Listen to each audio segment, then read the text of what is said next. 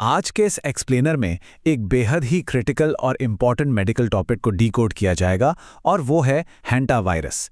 इस पूरे विश्लेषण को बिल्कुल सिंपल हिंदी नैरेटिव में रखा गया है, लेकिन हाँ, कॉम्पिटिटिव एग्जाम्स खासकर यूपीएससी की प्रिपरेशन को ध्यान में रखते हुए सारी प्रिसाइज मेडिकल और साइंटिफिक टर्मिनोलॉजी को इंग्लिश में ही रिटेन किया जाएगा। तो चलिए इस वायरोलॉजिकल मिस्ट्री को एक साथ एक्सप्लोर करते हैं। Okay, let's dive into this. साल 2020 को शायद ही कोई भूल सकता है, जब पूरी दुनिया कोविड-19 के डर से ठीक से सांस तक नहीं ले पा रही थी। ठीक उसी वक्त चाइना से एक ऐसी खबर आई जिसने ग्लोबल पैनिक क्रिएट कर दिया। एक अचानक हुई मौत का कारण था हंटा वायरस।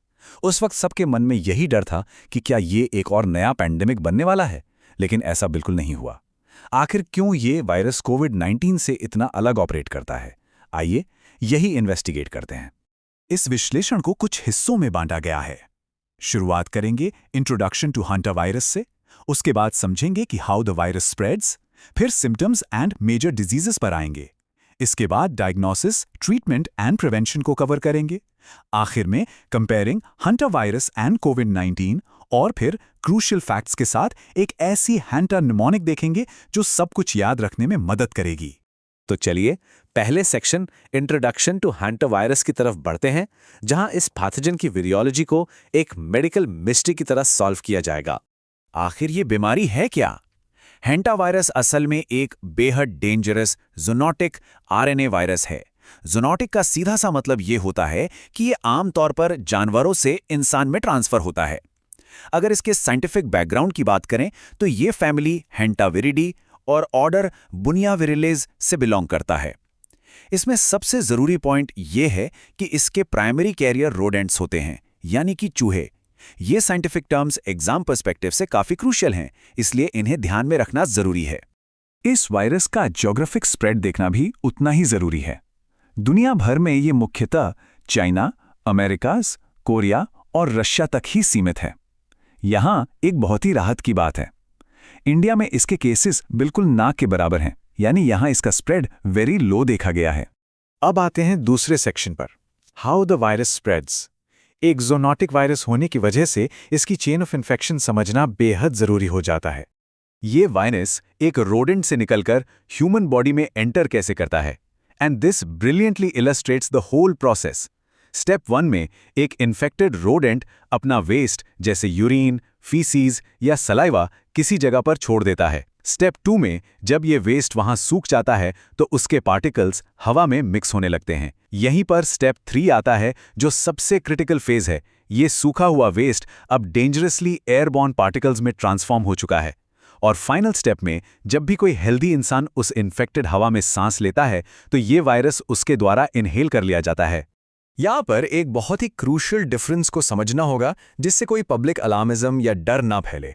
बाकी सिवियर रेस्पिरेटरी वायरसेस के कंपैरिजन में hanta virus generally human to human spread नहीं करता, यानी इस बात की संभावना बहुत कम होती है कि एक इन्फेक्टेड इंसान से ये वायरस किसी दूसरे हेल्दी इंसान में डायरेक्ट फैल जाए। अब आगे बढ़ते हैं तीसरे section, symptoms and major diseases पर। चलिए अब इसकी क्लिनिकल पैथोलॉजी के डेप्थ में चलते हैं। अगर इस वायरस ने सक्सेसफुली ह्यूमन बॉडी में एंटर कर लिया तो आखिर क्या होता है? शुरुआती लक्षण एकदम से जानलेवा महसूस नहीं होते।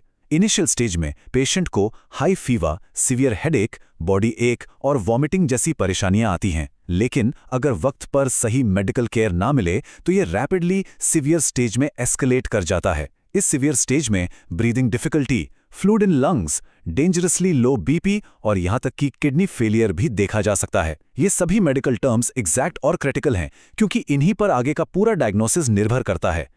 Now, what's really interesting here is कि हैंटा वायरस सिर्फ एक ही तरह की बीमारी पैदा नहीं करता, बल्कि ये 2 मेजर सिंड्रोम्स में डिवाइड हो जाता है, जो कंप्लीटली अलग अलग ऑर्गन्स को टारगेट करते हैं। पहला है HPS यानी हैंटा वायरस पल्मोनरी सिंड्रोम। ये सीधा लंग्स पर अटैक करता है, जिसमें चेस्ट टाइटनेस और लंग्स में फ्लूइड भरने लगता है, और ये प्राइमरीली अमेरिकाज में देखा जाता है।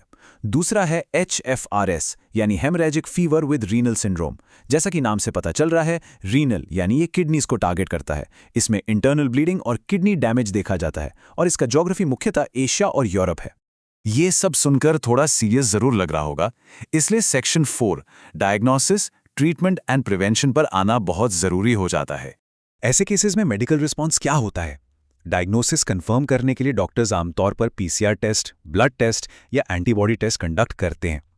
लेकिन यहाँ सबसे बड़ा क्लिनिकल चैलेंज ये सामने आता है कि इसकी कोई भी स्पेसिफिक एंटीवायरल क्योर या वैक्सीन अभी तक अवेलेबल नहीं है।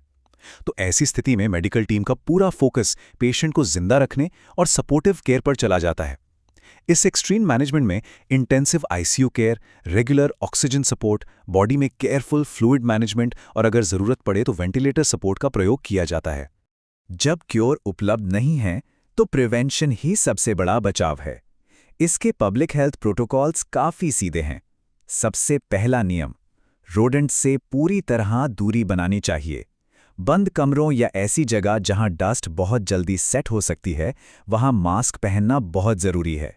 रोडेंट वेस्ट यानी चूहों के मल मूत्र को कभी भी डायरेक्टली टच नहीं करना चाहिए।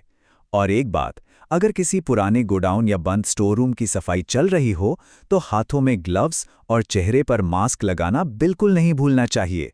इस पूरे एक्सप्लेनर का एक सबसे क्रूशियल हिस्सा अब आने वाला है, section 5, comparing हैंटावायरस and covid.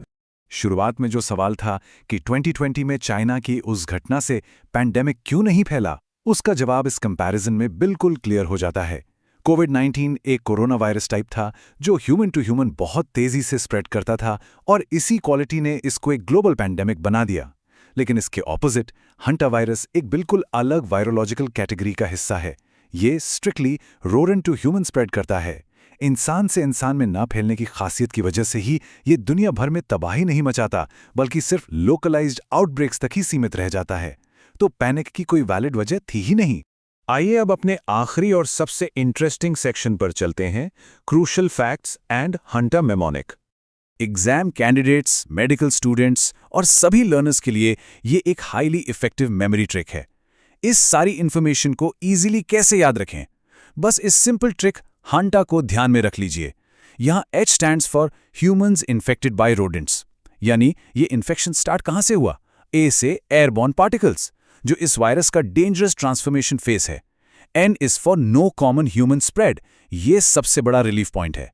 T for targets lungs और किडनीज, यानी इसके दो मेजर सिंड्रोम्स HPS और HFRS।